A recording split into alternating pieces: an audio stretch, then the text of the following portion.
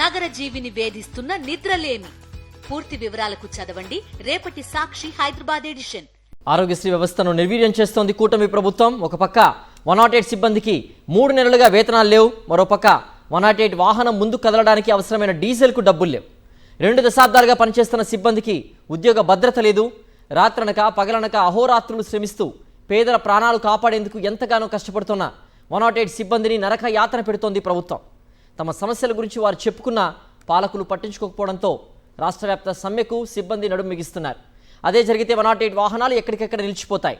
దాని ప్రభావం వైద్య ఆరోగ్య శాఖలపై పడుతుంది. ప్రజలు నానా ఇబ్బందులు పడక తప్పదంటున్నారు నిపుణులు. నిరుపేదలకు కార్పొరేట్ వైద్యాన్ని అందుబాటులోకి తీసుకురావాలని దివంగత ముఖ్యమంత్రి వైఎస్ రాజశేఖర రెడ్డి చేసిన మంచి ఆలోచన నుంచి ఆరోగ్యశ్రీ పుట్టింది. ఎక్కడన్నా పేదల అస్వస్థతకు గురైతే ఒక్క ఫోన్ కాల్ చేస్తే చాలు, 15 నిమిషాల్లోనే 108 అంబులెన్స్ లో కుయ్యమంటూ దూసుకొచ్చి బాధితులను సకాలంలో ఆసుపత్రికి తీసుకువెళ్లి మెరుగైన వైద్య సేవలు అందించడంలో కీలక పాత్ర పోషించే పాలిట అపర సంజీవన లాంటి ఈ పథకాన్ని 2014 నుంచి 2019 వరకు చంద్రబాబు నాయుడు ప్రభుత్వం నీరుగార్చింది. 108 అంబులెన్స్లకు మరమ్మతులు కూడా చేయించకపోవడంతో వాటిని పక్కన పెట్టారు. 2019లో ముఖ్యమంత్రి అయిన జగన్మోహన్ రెడ్డి పేదల ఆరోగ్యానికి పెద్దపీట వేశారు. చంద్రబాబు హయాంలో అస్తవ్యస్తమైపోయిన ఆరోగ్యశ్రీని ఎప్పుడూ లేనంతగా బలోపేతం చేశారు. ఈ క్రమంలోనే 1000కి పైగా 108, 104 కొత్త అంబులెన్స్లను ఒకేసారి జాతికి అంకితం చేశారు. ప్రతి జిల్లాకి సరిపడా సంఖ్యలో అంబులెన్స్లను కేటాయించారు. ఆరోగ్యశ్రీ పరిధిలో వేలాది రుగ్మతలను చేర్చారు. 5 ఏళ్ల పాటు అది ఓ వెలుగు వెలిగింది. ఇటీవల ఎన్నికల్లో తిరిగి చంద్రబాబు నాయుడు నాయకత్వంలోని కూటమి ప్రభుత్వం వచ్చింది. అంతే, మళ్లీ ఆరోగ్యశ్రీకి తూట్లు పడవడం మొదలుపెట్టారు. 108 సిబ్బందికి 3 నెలలుగా జీతాలు లేవు. చక్కగా పనిచేస్తున్న 108 విభాగాన్ని వేధించడం మొదలుపెట్టారు. 20 ఏళ్లుగా పనిచేస్తున్న ఉద్యోగులకు అన్యాయం జరుగుతోందని, ప్రస్తుతం ఇస్తున్న వేతనాలు తక్కువగా ఉన్నాయని ఆరోపిస్తూ తమ సమస్యలతో ఉద్యోగులు ముఖ్యమంత్రి చంద్రబాబు నాయుడికి, ఉప ముఖ్యమంత్రి పవన్ కళ్యాణ్కి మెమోరాండాలు సమర్పించారు. అయితే ప్రభుత్వం దాన్ని పక్కన పెట్టేసింది. అంబులెన్సులు కదలాలంటే డీజిల్ ఉండాలి. 2019 నుంచి 2024 వరకు 108 వాహనాలకు డీజిల్ సమస్య ఒక్కసారి కూడా రాలేదు. ఇప్పుడు కొద్ది రోజులుగా డీజిల్కు నిధులు విడుదల చేయకపోవడంతో చాలా చోట్ల అంబులెన్సులు ఎక్కడివక్కడ ఆగిపోయాయి. ఈ నేపథ్యంలోనే తమ సమస్యల పరిష్కారం కోసం 108 ఉద్యోగులు వీధుల్లోకి వచ్చి ఆందోళనలు చేస్తున్నారు. ఏలూరు జిల్లాలో ధర్నా చౌక్లో 108 ఉద్యోగులు రిలే నిరాహార దీక్షలు చేపట్టారు. ఈ సందర్భంగా ఆందోళనకారులు తమకు ఉద్యోగ భద్రత కల్పించాలని నినాదాలు చేశారు. ఎప్పుడూ 187 సంవత్సరాల క్రితం ప్రపంచవ్యాప్తంగా 8 గంటల పనిదినం కోసం కార్మికులు ఉద్యమించి చరిత్ర సృష్టించారు.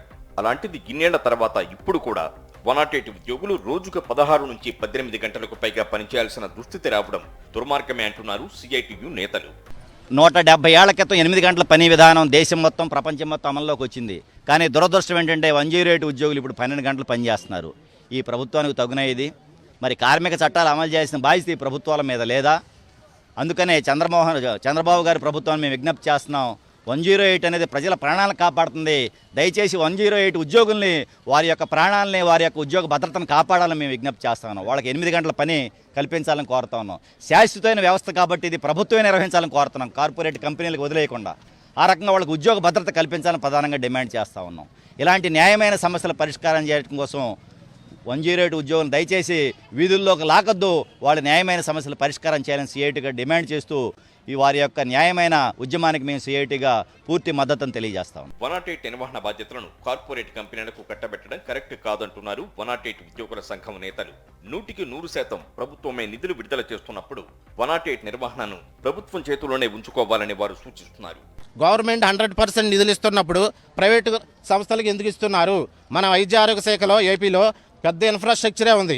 అలాంటిది మన 108 అనేది చిన్న పథకం. ఈ పథకాన్ని ప్రజల మన్ననలు పొందినటువంటి పథకం. ఈ పథకాన్ని నిర్వర్తిస్తే ప్రజల డబ్బు ప్రజలకే చెందుతుంది, బెస్ట్ సర్వీస్ వచ్చని మేము నిరసన కార్యక్రమం ద్వారా తెలియజేస్తూ ఉన్నాం. ఎందుకంటే కార్పొరేట్ సంస్థలు వాళ్ళ జేబుల్లోకి వెళ్ళిపోతున్నాయి డబ్బులు. గవర్నమెంటే నిర్వర్తించినట్లయితే గవర్నమెంట్కి ఆదాయం వస్తుంది, మంచి సర్వీస్ ఇస్తామని మేము ఈ మీడియా రూపంలో తెలియజేసుకుంటున్నాం. అయ్యా చంద్రబాబు నాయుడు గారు, గవర్నీలైన ముఖ్యమంత్రి వర్యులు నారా చంద్రబాబు నాయుడు గారు, అలాగే డిప్యూటీ సీఎం అయినటువంటి పవన్ కళ్యాణ్ గారు, అలాగే వైద్య ఆరోగ్య శాఖ మంత్రి అయినటువంటి సత్యకుమార్ యాదవ్ గారు, మీ అందరినీ ఒకటే విజ్ఞప్తి చేస్తూ ఉన్నాం. దయించి మా యందు ఒకసారి 108 సర్వీస్ని మీరు ఒకసారి పునరుద్ధరించి చూసి ఆదాయ వనరుల్ని ప్రైవేటు సంస్థలకు అప్పచెప్పకుండా ప్రజల డబ్బు ప్రజలకే ఖర్చు పెట్టే విధంగా మీరు చర్యలు తీసుకుంటారని ఈ మీడియా ద్వారా తెలియజేసుకుంటా ఉన్నాం. కూటమి ప్రభుత్వం అధికారంలోకి వచ్చిన తర్వాత జీతాలు సరిగ్గా అందడం లేదంటున్నారు ఉద్యోగులు. 3 నెలలుగా జీతాలు లేకపోవడంతో తాము అప్పుల ఊబిలో కూరుకుపోయామని వారు ఆందోళన వ్యక్తం చేస్తున్నారు. గుంటూరులోనూ 108 సిబ్బంది కథం తొక్కారు. ప్రజల ప్రాణాలు కాపాడేందుకు అహోరాత్రులు శ్రమించే 108 ఉద్యోగుల సమస్యల విషయంలో ప్రభుత్వం తక్షణమే స్పందించాలని వారు కోరుతున్నారు. అలాగే జీతాలు అనేది అసలు ఇవ్వట్లేదండి. జీతాలు టైంకి అసలు ఇవ్వట్లేదు. 3 నెలలు 4 నెలలు పెండింగ్ పెడుతూ మమ్మల్ని మానసికంగా క్షోభ పెడుతూ అప్పుల పాలైపోతున్నాం అండి. మా కుటుంబాలు మొత్తం అన్ని అప్పుల పాలైపోతున్నాం సార్.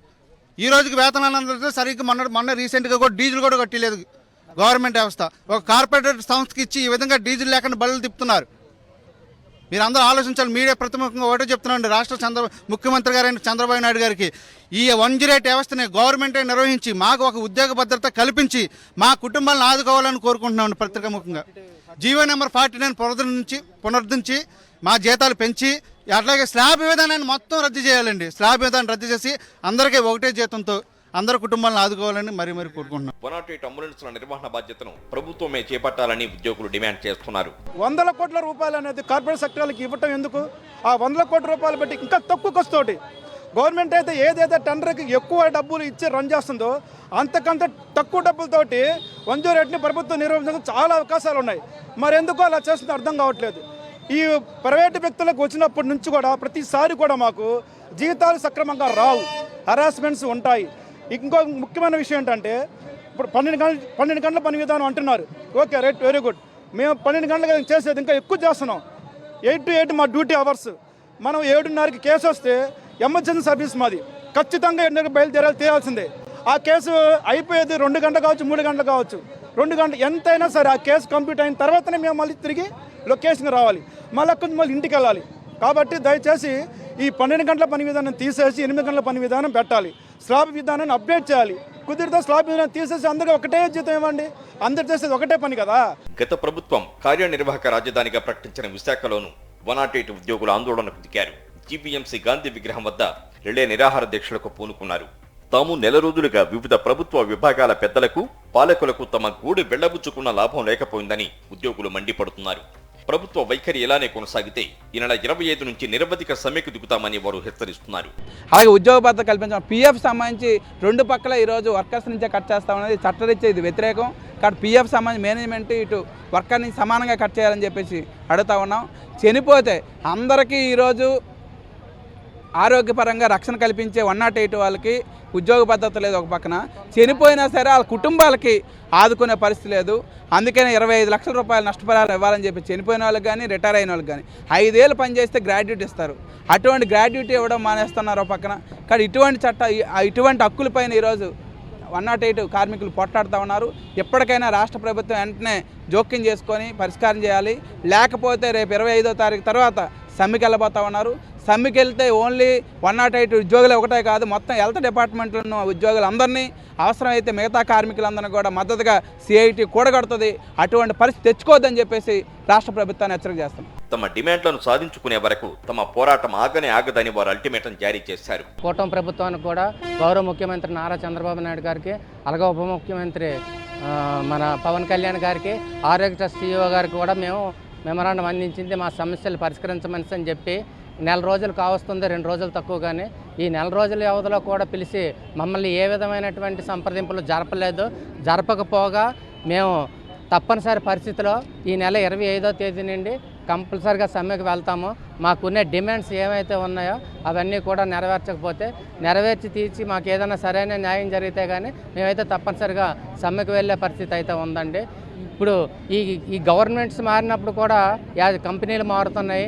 కంపెనీలు మారినప్పుడు ఎంప్లాయీస్ అనేది చాలా ఇబ్బంది పడుతున్నారు. ఉద్యోగపరంగా 8 గంటల పని విధానం చేయవలసింది 12 గంటలు చేస్తున్నారు, 12-16 గంటలు అవుతుంది. అలాగే సరైన సమయానికి సరైన వేతనాలు ఇవ్వలేనందు కారణంగా ఉద్యోగులు తీవ్రంగా నష్టపోతున్నారు. ప్రభుత్వం ఎప్పటికైనా సమస్య పరిష్కారానికి కదిలి రాకపోతే జరగబోయే తీవ్ర పరిణామాలకు ప్రభుత్వమే బాధ్యత వహించాల్సి ఉంటుందని ఆందోళనకారులు హెచ్చరిస్తున్నారు.